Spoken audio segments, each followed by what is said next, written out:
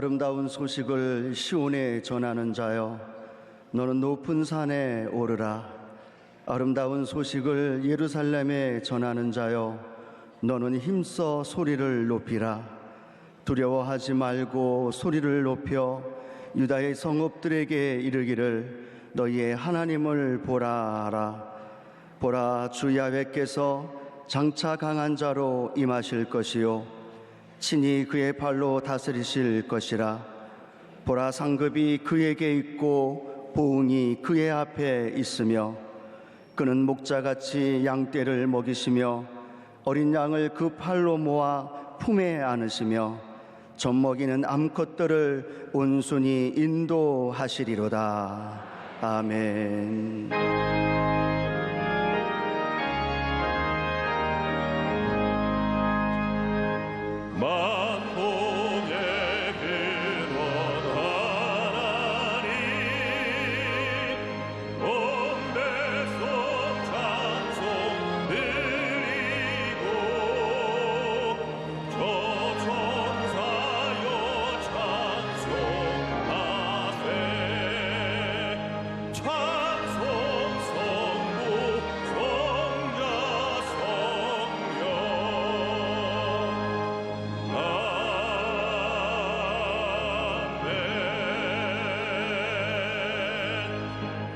전능하사 천지를 만드신 하나님 아버지를 내가 믿사오며 그 외아들 우리 주 예수 그리스도를 믿사오니 이는 성령으로 잉태하사 동정녀 마리아에게 나시고 본디오 빌라도에게 고난을 받으사 십자가에 못 박혀 죽으시고 장사한 지 사흘 만에 죽은 자 가운데서 다시 살아나시며 하늘에 오르사 전능하신 하나님 우편에 앉아 계시다가 저리로서 산자와 죽은 자를 심판하러 오시리라.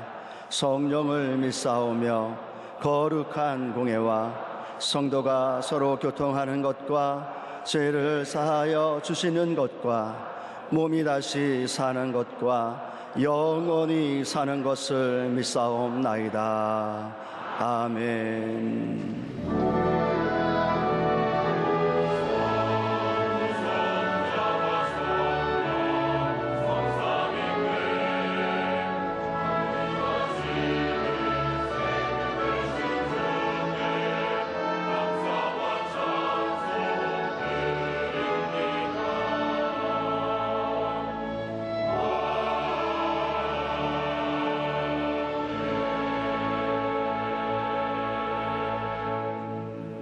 오늘 은혜 받으실 말씀은 사도행전 2장 14절에서 19절까지의 말씀입니다. 사도행전 2장 14절에서 19절까지 말씀을 다 같이 봉독하겠습니다. 베드로가 11사도와 함께 서서 소리를 높여 이르되 유대인들과 예루살렘에 사는 모든 사람들아, 이 일을 너희로 알게 할 것이니 내 말에 귀를 기울이라.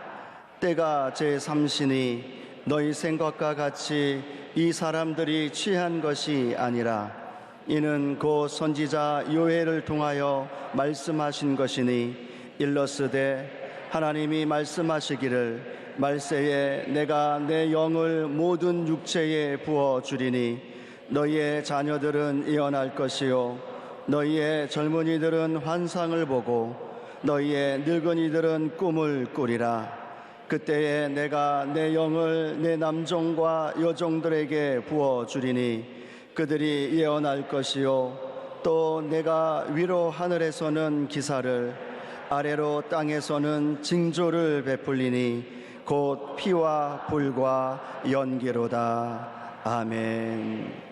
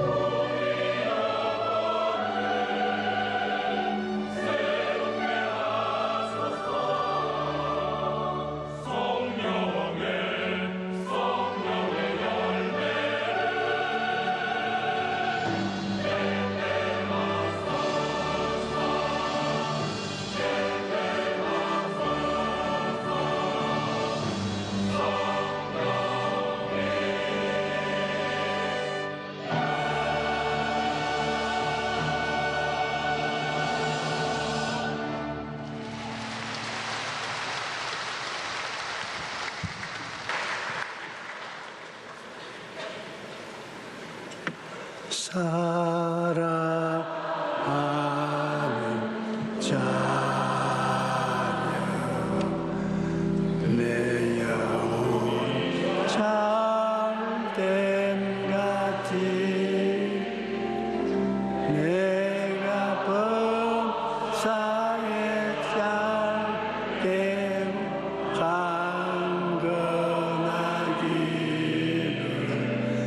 내가 간구하노라.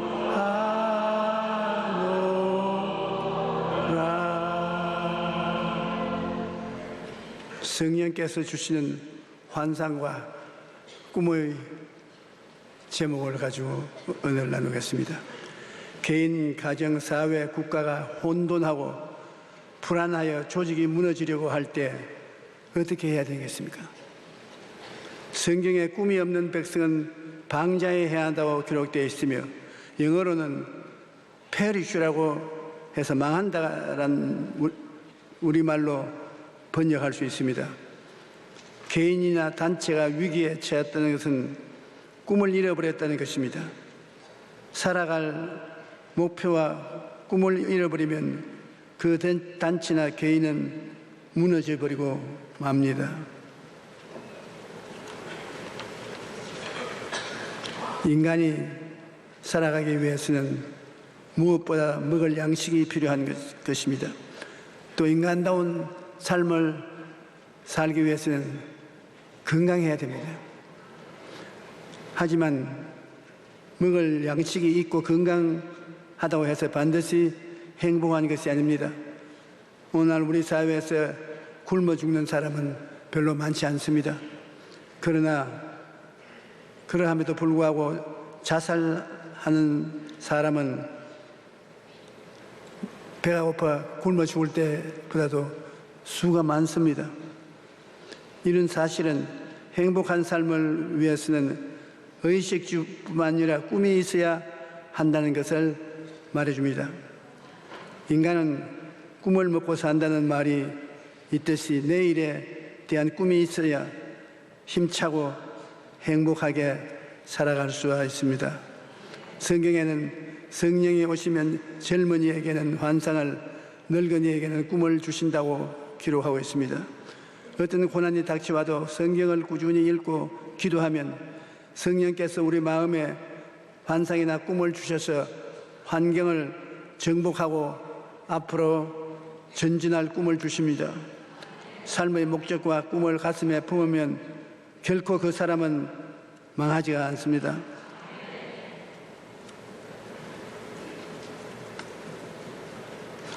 우리가 예수 그리스도를 구주로 모시고 난 다음 끊임없이 알아야 될 것은 꿈이 있어야 산다는 사실인 것입니다. 세계적인 투자가인 위렌 버핏은 오늘 누군가가 그늘에 앉아 살 수 있는 것은 오래전에 누군가가 나무를 심었기 때문이라고 말했습니다. 오늘날 우리가 전기나 자동차 등 문명의 유익을 누릴 수 있는 것은 오래전에 누군가가 전기나 자동차 꿈을 심었기 때문인 것입니다. 전기를 쓸 수 있는 것은 에디슨이 전기의 꿈을 품었기 때문이요. 자동차를 타고 이동할 수 있는 것은 헨리 포드가 그것을 꿈으로 마음속에 품었기 때문인 것입니다. 우리 여의도 순복음교회에 와서 예배를 드릴 수 있는 것은 성도들이 교회를 짓겠다는 소원과 함께 꿈을 품고 있었기 때문에 이 교회가 된 것입니다. 비행기를 타고 멀리 여행을 할 수 있는 것은 라이터의 세 형제가 꿈을 꾸었기 때문입니다. 인류는 누군가 꿈을 심었기 때문에 계속 발전해 온 것입니다. 그렇다면 오늘 우리도 꿈을 심어야 됩니다. 그러면 우리 자녀들이 더 아름답고 풍요한 삶을 살게 되는 것입니다. 빌립보서 2장 13절에 보면 너희 안에서 행하시는 일은 하나님이시니 자기의 기쁘신 뜻을 위하여 너희에게 소원을 두고 행하게 하시나니라. 우리 가슴 속에 소원이 끓어오르게 만들어서 더 살기 좋고 훌륭한 만물을 갖게 만들어준다고 성경은 말하고 있습니다. 성령께서 우리에게 오시면 반드시 꿈을 주십니다. 예수님이 십자가에 못 박혀 돌아가시자 제자들은 꿈과 소망을 모두 잃어버렸습니다. 베드로는 고향으로 내려가서 또다시 어부가 되어서 밤새도록 배를 타고 그물을 던졌습니다. 다른 몇몇 제자들도 낙심하여 고향으로 돌아갔습니다. 그런데 오순절 날이 되어 성령이 그들에게 임하시자 제자들은 다시 꿈을 품을 수 있게 되었습니다. 여러분이 성령이 여러분 생애 속에 임하였다면 반드시 꿈이나 환상을 갖게 되는 것입니다. 우리가 향수를 몸에 뿌리면 향내가 나는 것. 성령이 임하시면 반드시 꿈이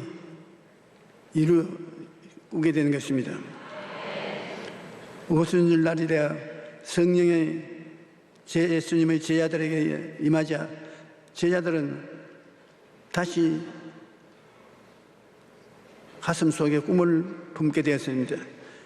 제자들은 성령께서 주신 꿈을 품고 예루살렘의 유다, 사마리아 끝까지 나가서 복음을 전했던 것입니다. 오늘날에도 성령께서 임하시면 우리에게 꿈을 주시는 것입니다. 사도행전 2장 11절에 보면 하나님의 말세 내가 내 영을 모든 육체에 부어주리니 너희 자녀들은 예언할 것이요 너희 젊은이들은 환상을 보고 너희 늙은이들은 꿈을 꾸리라. 성령으로 충만해야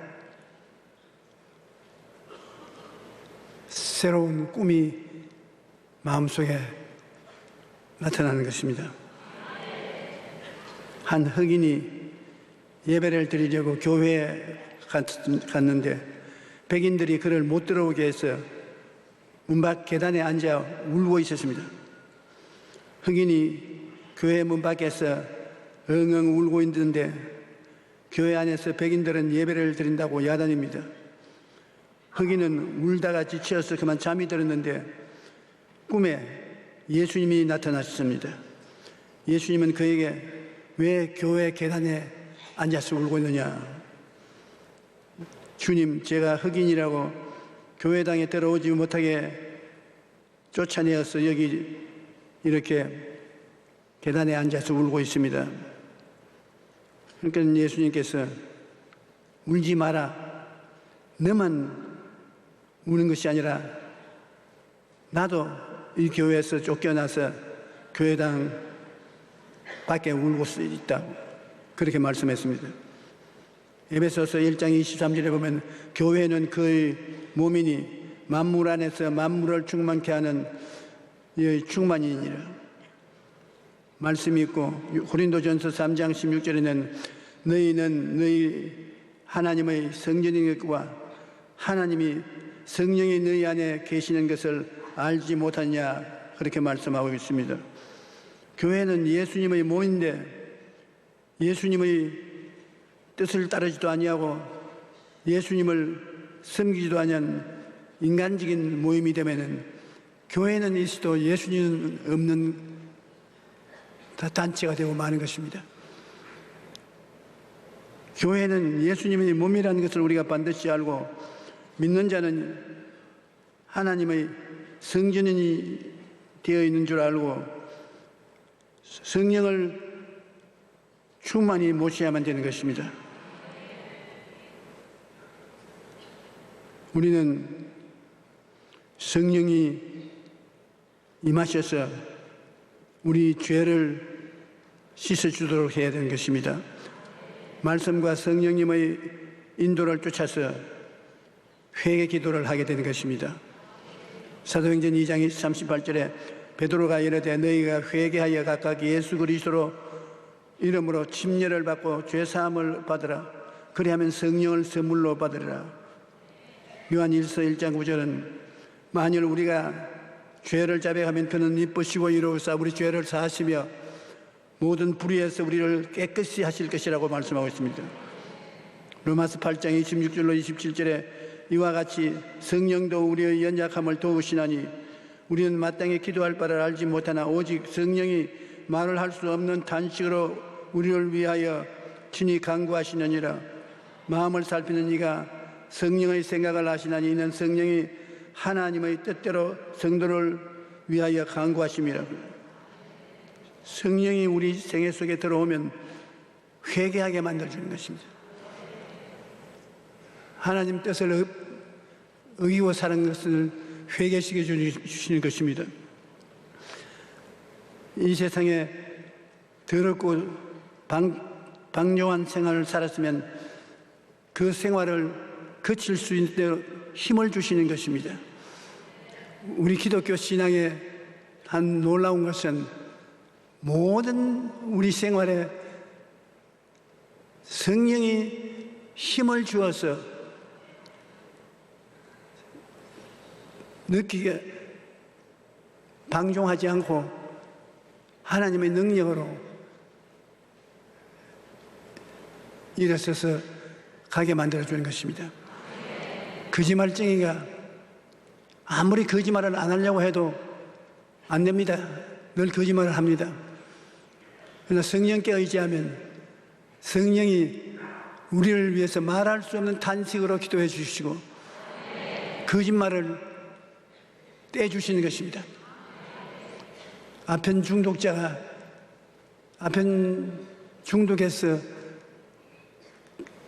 자유를 얻지 못할지라도 성령께 부탁하면 성령이 아편 중독을 이길 수 있는 힘을 주시는 것입니다. 우리가 예수를 믿어서 하나님의 은혜로 용서와 의를 얻는 것처럼 우리 생활 속에 성령께서 오셔서 불의 추악을 씻어내 주시고 의롭고 거룩하게 만들어주는 것입니다.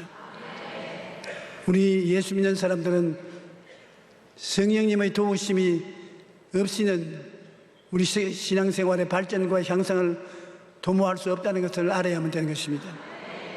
그렇기 때문에 성령의 충만함이 우리 생활에 절실히 필요한 것입니다. 예수님이 흘리신 보혈은 마귀가 가장 무서워하고 두려워하는 실체인 것입니다. 베드로전서 1장 18절로 19절에 너희가 알거니와 너희 조상이 물려준 헛된 행실에서 대속함을 받을 것은 은이나 금같이 없어질 것으로 된 것이 아니요 오직 흠없고 점없는 어린 양 같은 그리스도의 보배로운 피로 된 것이라. 금이나 은이나 이런 선물로서 변화를 얻는 것이 아니라 예수님의 보혈로서 변화를 얻는다는 것입니다. 성령께서 죄인을 씻으시고 변화시켜 거룩하게 만드신 일을 하십니다. 고린도전서 6장 11절에 너희 중에 이와 같은 자들이 있더니 주 예수 그리스도의 이름과 우리 하나님의 성령 안에서 씻음과 거룩함과 의롭다 하심을 받았느니라. 우리가 예수님을 믿고 난 다음에 거룩한 사람이 되려고 노력을 많이 합니다. 그런데 그 노력이 인간의 힘으로 이루어지는 것이 아니라 성령 보혜사가 오시면 성령이 거룩한 능력을 비워주심으로 자연적으로 거룩하게 되는 것입니다. 성령이 그 몸속에 들어오자 사랑과 희락과 화평과 오래 참음과 자비와 양성과 충성과 온유와 절제 같은 그런 윤리적인 힘이 몸속에 역사하기 때문에 변화가 안 될 수가 없습니다. 그러므로 열심히 기도하게 되고 변화받게 되고 성령님의 그릇이 될 수 있는 것입니다. 예수 믿고 난 다음에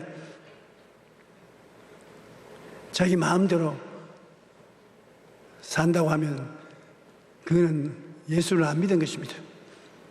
예수를 믿으면 성령이 그 사람 곁에 와서 함께 신앙생활을 하는 것입니다. 그러므로 성령님의 영향력으로 거룩하게 변화될 수밖에 없는 것입니다. 성령은 보혜사라고 말했네요. 보혜사는 히브리어로는 파라클레토스라고 말합니다. 파라클레토스라는 말은 하나님께로부터 보내심을 받아 우리를 돕기 위해서 곁에 항상 계신 분이라는 것입니다. 예수님께서 자기는 육체로 가며 자기의 자리를 차지해서 도와줄 보혜사가 온다고 말한 것입니다. 보혜사는 하나님께로부터 보내심을 받아 예수 믿는 사람에게 와서 같이 있으며 예수 믿는 사람을 도와준다는 것입니다. 여러분, 오늘 이 시간에 여러분 눈에 안 보이지만은 여러분에게 보혜사 성령이 들어와 있습니다. 보혜사 성령이 하나님의 보내심을 받아 여러분을 돕기 위해서 같이 계신 것입니다. 그러므로 보혜사 성령께 도와달라고 우리가 부탁을 하면 예수 이름으로 도와주시는 것입니다. 요한복음 14장 16절에 예수님께서 말씀하기를 내가 아버지께 구하겠으니 그가 또 다른 보혜사를 너에게 주사 영원토록 너희와 함께 있게 하시려나. 보혜사를 보내겠다. 정말 우리가 보혜사 성령이 24시간 곁에 함께 계신다는 것을 알고 보혜사 성령께 의지하면 성령께서 놀라운 능력으로 우리를 도와주시는 것입니다. 예수님이 다른 보혜사라고 말했는데 예수님이 처음 보혜사고 성령은 다른 보혜사인 것입니다. 다르다는 것은 똑같이 다를 때는 알로스라는 말을 쓰고 완전히 다를 때는 헤테레스라는 단어 말을 쓰는 것입니다. 예수님께서 헤테레스 파라클레토스가 온다. 다른 보혜사 중에 완전히 나온 다른 존재가 들어온다는 말을 안 했습니다. 알로스 파라클레토스, 나와 똑같은 다른 돕는 자가 온다는 것입니다. 예수님과 똑같은 성령이, 예수님은 예수님이고 성령님은 성령님인지 다른 두 인격체인데 성령이 예수님 자리에 들어오셔서 우리를 도와주겠다는 것입니다. 우리는 마음을 새롭게 해서 예수님이 성령님을 통해서 변하지 않고 우리와 같이 계신다는 것을 믿어야 되는 것입니다. 여러분을 예수님이 통해서 기도하고 여러분을 통해서 귀신을 내어 쫓고 여러분을 통해서 병자를 고치고 여러분을 통해서 불안과 초조, 절망을 제하고 여러분을 통해서 부여의식, 성공의식을 가질 수 있게 만들어 주시는 것입니다. 그러므로 이 성령님의 우리와 같이 계신다는 것은 말로 다 할 수 없이 중요한 것입니다. 기독교를 하나님이 세우신 구원의 종교라는 것을 깨달아 알 수 있게 되는 것입니다. 성령을 인격자이기 때문에 인정하고 환영하고 모셔드리고 감사해야 되는 것입니다. 오늘 성령께서는 다 같이 예배를 드리고 있으면서 조용히 좀 더 알아듣게 쉽게 말해. 내 마음속에 그렇게 말씀하고 계십니다. 바람이 임의로 부이 어디에서 와서 어디로 가는지 알지 못하느니 성령으로 난 사람은 그와 같다고 예수님 말씀하신 것입니다. 여러분 지금 숨 쉬지 않습니까? 숨 쉰데 오른쪽 바람아 왼쪽 바람아 몸 가운데로 오너라 그렇게 부르짖지 않습니다. 그냥 숨 쉬면 자연적으로 공기가 우리 속에 들어왔다 나왔다는 것처럼 우리가 성령님이 계신 것만 알면 성령님이 우리를 통해서 기도하게 하고 찬송하게 하고 믿게 하고 회개하게 하고 즐거워하게 하는 천상의 일들을 느끼게 만들어주는 것입니다. 요한복음 14장 25절로 26절에 예수님께서 내가 아직 너희와 함께 있어서 이 말을 너희에게 하였거니와 보혜사 곧 아버지께서 내 이름으로 보내실 성령 그가 너희에게 모든 것을 가르치시고 내가 너희에게 말한 모든 것을 생각나게 하시리라. 예수님이 내가 가면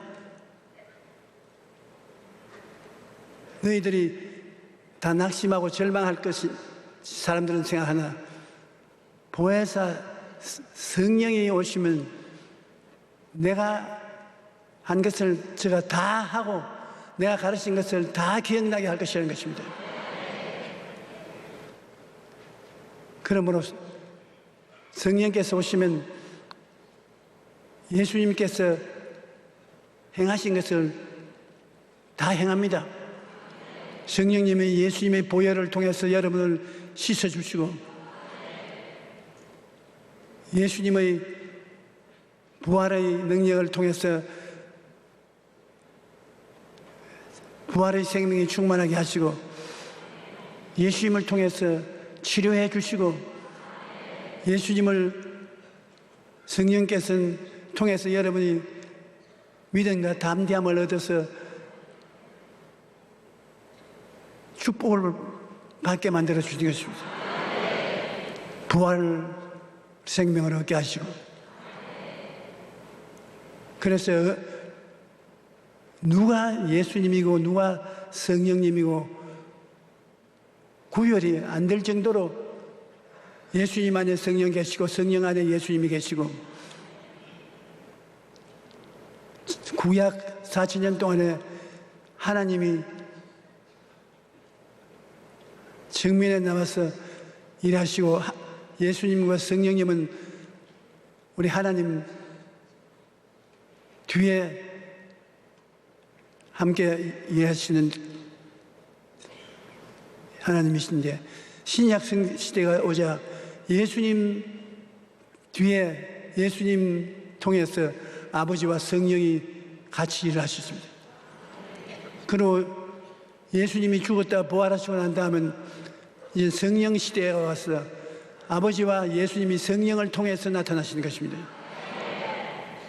그러므로 여러분은 지금 아버지 예수님 은혜와 사랑 가운데 이유는 성령이 여러분과 같이 계시기 때문인 것입니다. 우리 심호흡을 한번 해봅시다.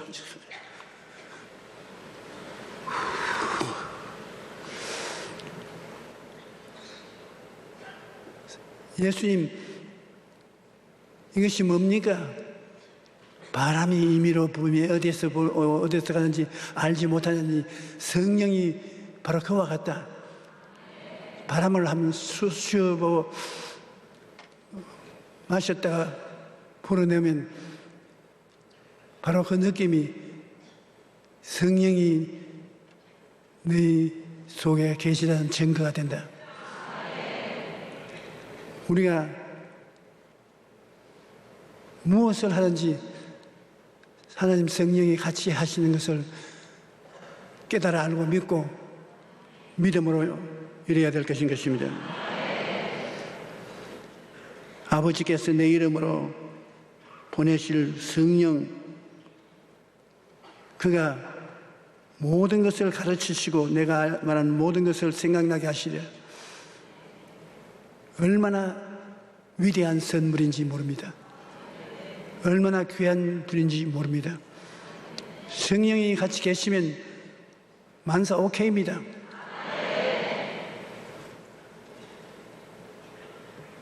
우리나라에 1000만 이상의 크리스천이 살고 기도의 입을 넓게 열어 꿈과 환상을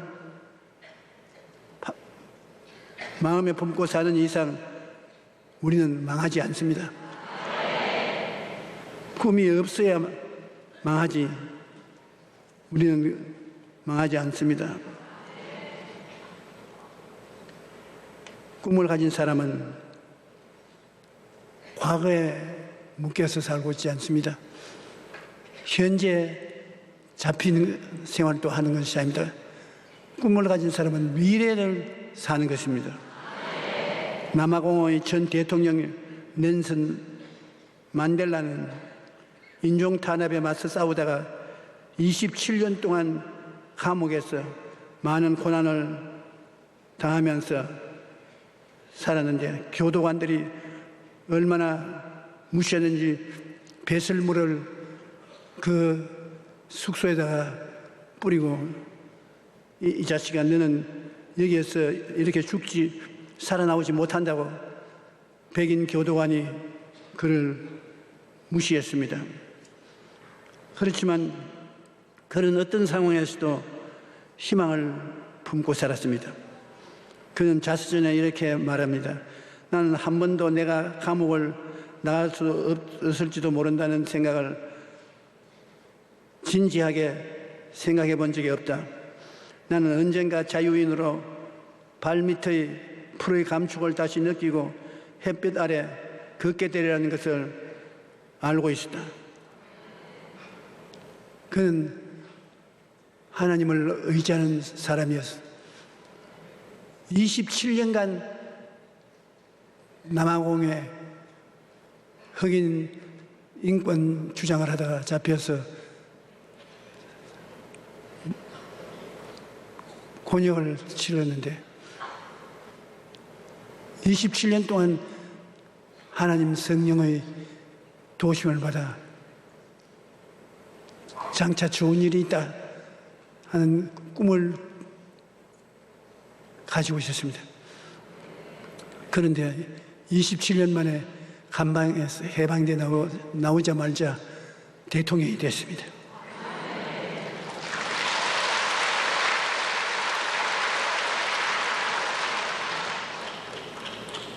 꿈을 갖고 좌절과 절망을 극복하고 기다린다는 것은 놀라운 축복이 있는 것입니다.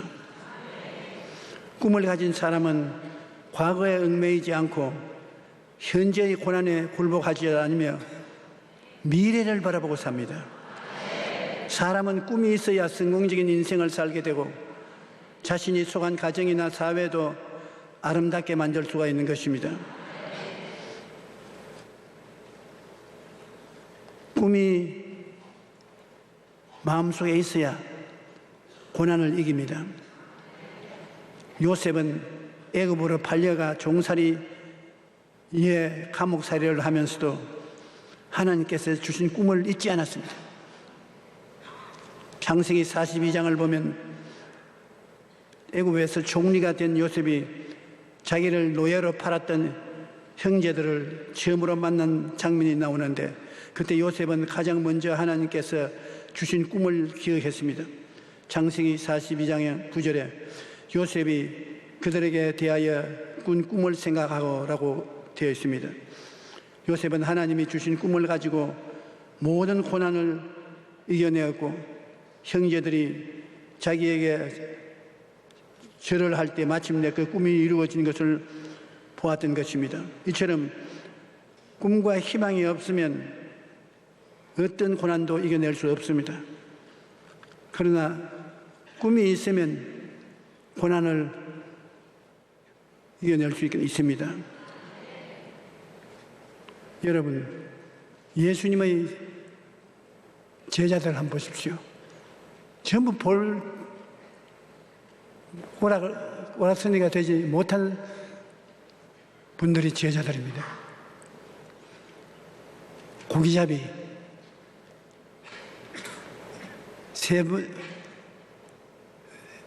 공무원, 세금쟁이,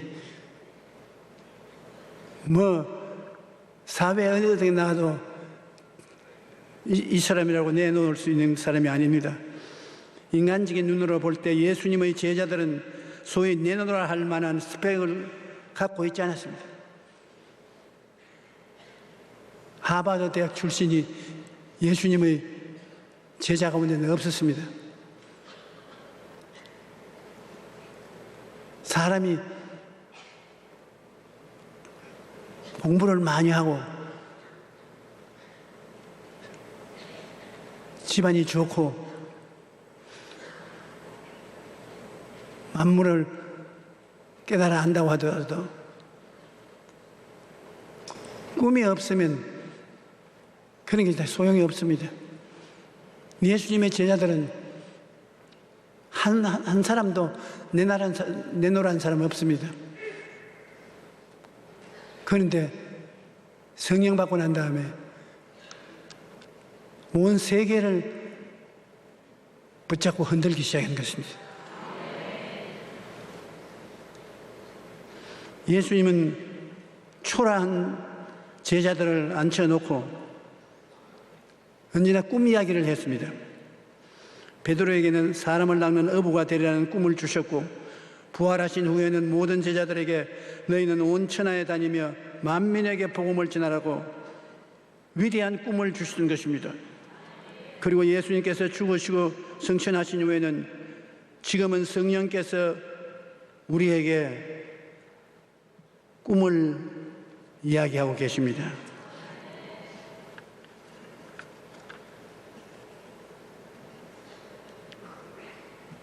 하나님께서는 오늘 우리에게 꿈을 주심으로 우리 소원을 이루어 주시는 것입니다. 시편 20편 4절에 내 마음의 소원대로 허락하시고 내 모든 계획을 이루어 주시기를 원하노라고 말씀하고 있습니다. 우리가 마음의 꿈과 소원을 가지고 기도할 때 하나님께서 이루어 주시는 것입니다. 꿈을 갖고 기도해야지. 아브라함처럼 10년을 두고 아들 달라고 기도하는데 꿈은 보지 못했습니다. 10년 헛기도를 했습니다.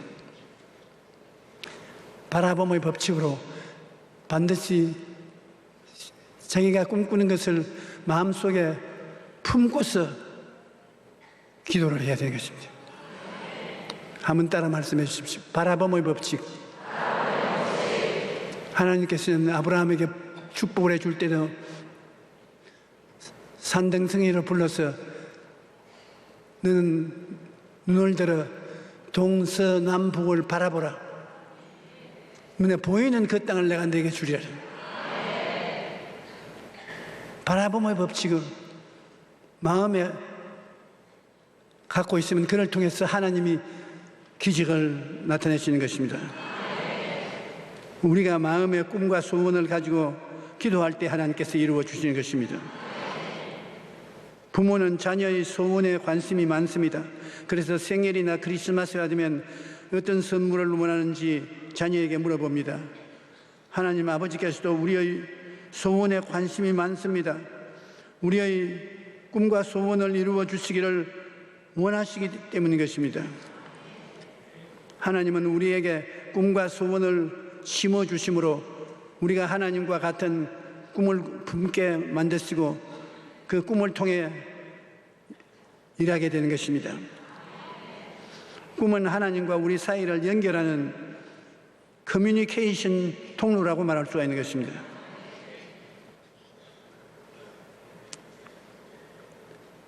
말씀을 통해 하나님께서는 꿈을 주시는 것인데 역사를 보면 성경의 말씀을 통해 꿈을 품게 되고 이로 말미암아 위대한 인생을 살았던 사람들이 많이 있습니다. 우리가 잘 아는 어거스틴도 방탕한 사람을 살다가 하나님의 말씀을 통해 자기가 살아나갈 모습을 꿈꾸게 되고 하나님의 말씀을 통해 교회사의 위대한 교부가 되었습니다. 조지 뮬러도 방탕한 삶을 살다가 말씀을 통해 수많은 고아를 돌보는 꿈을 꾸게 되고 그 멋진 인생을 살았습니다. 성령께서는 오늘 또 하나님의 말씀을 통해 우리에게 꿈을 심어주시는 것입니다. 주일 교회 와서 예배드리고 난 다음 그 말씀으로 마음이 감동받고 변화받게 되는 일이 많지 않습니까? 성령께서 오늘 또 하나님의 말씀 통해 여러분 한 사람 한 사람에게 꿈을 심어주심으로 아름답고 성공적인 인생을 살도록 도우시는 것입니다. 하나님은 여러분 소원하고 바라는 것을 이루어 주십니다. 그것을 꿈으로 바라보고 기도하라는 것입니다.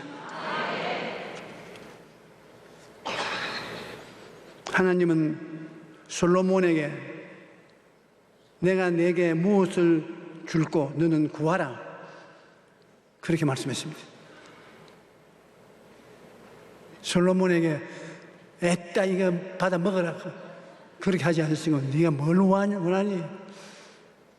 원하는 것을 말하라.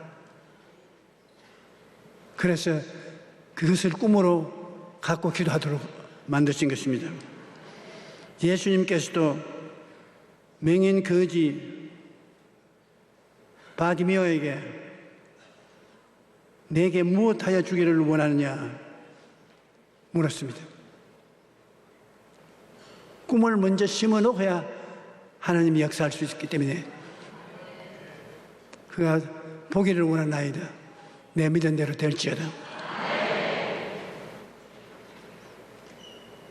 주님은 오늘 우리에게 내가 내게 무엇을 해주기를 원하느냐 우리의 꿈과 소원을 지금 이 시간에 묻고 계십니다.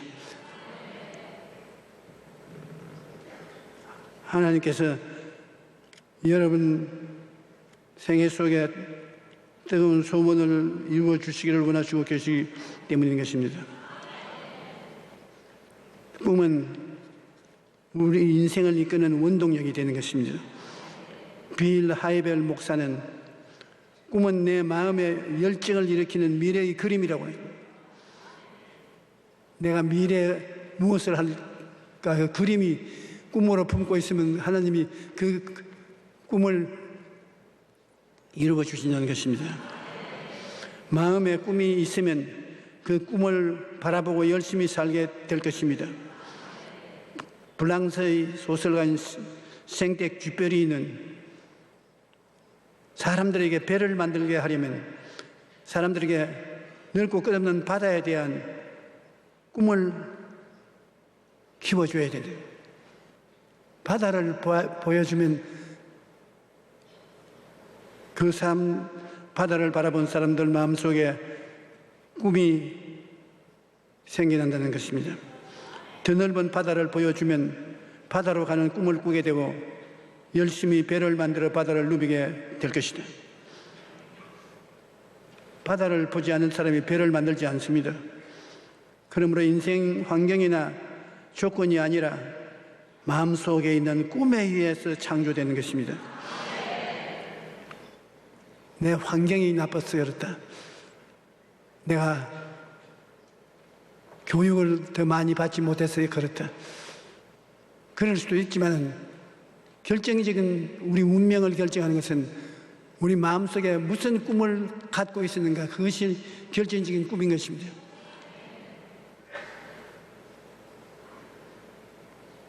예수님은 정말로 보잘것없는 제자들 12명을 데리고 3년 동안 지냈습니다. 그런데 예수님은 그 제자들을 통해서 세계와 역사를 뒤엎었습니다. 온 세계가 변화되는 것입니다. 제자들에게 꿈을 심어주었기 때문에 그렇게 된 것입니다. 그 꿈은 성령이 오셔서 주신 꿈인 것입니다. 오늘 여러분 예수 그리스도로 말미암아 여러분 속에 들어오신 성령님은